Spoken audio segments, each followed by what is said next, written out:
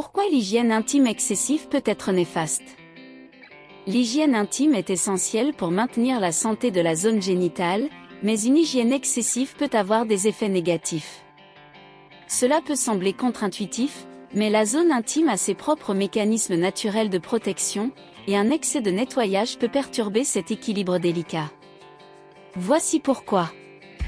1. Déséquilibre de la flore vaginale. Chez les femmes, le vagin possède une flore naturelle composée de bonnes bactéries, principalement des lactobacilles, qui maintiennent un environnement légèrement acide, pH d'environ 3,8 à 4,5. Cette acidité protège contre les infections en empêchant la prolifération de bactéries ou champignons pathogènes.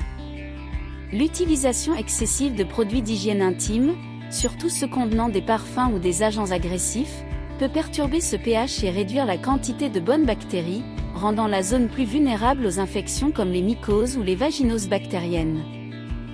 2. Irritation de la peau. La peau de la région génitale est fine et sensible. Les lavages fréquents avec des savons, des gels douche ou des produits spécifiques, en particulier ceux qui ne sont pas adaptés à cette zone, peuvent provoquer une sécheresse et des irritations.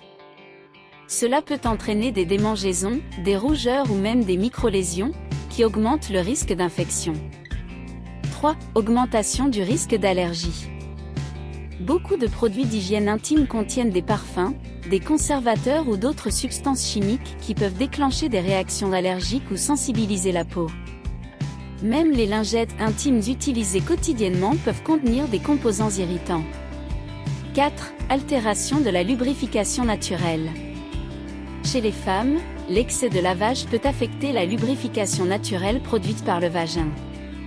Cette lubrification joue un rôle crucial non seulement pour le confort, mais aussi pour protéger contre les frictions et les infections. Une diminution de cette lubrification peut provoquer une sécheresse vaginale, rendant les rapports sexuels inconfortables ou douloureux. 5. Effet psychologique.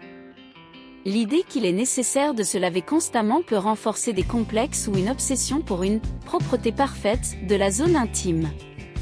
Cela peut causer de l'anxiété ou une gêne inutile, notamment si l'on a l'impression de ne jamais être assez propre.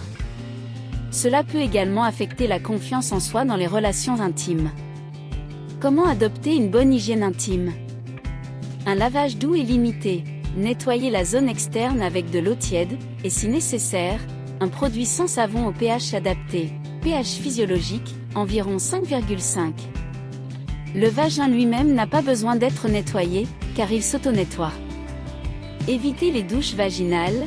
Les douches vaginales perturbent directement l'équilibre naturel et peuvent favoriser les infections. Limiter la fréquence des lavages, 2 fois par jour est largement suffisant, sauf en cas de transpiration excessive ou après des activités physiques. Choisir des sous-vêtements respirants.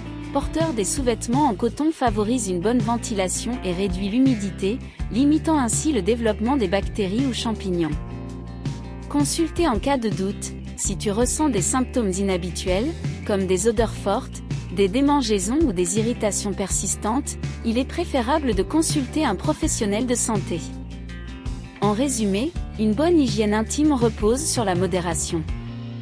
L'objectif est de respecter les mécanismes naturels du corps et de ne pas les perturber. Trop de nettoyage peut être aussi néfaste que pas assez, et le mieux est d'adopter des pratiques simples, douces et adaptées.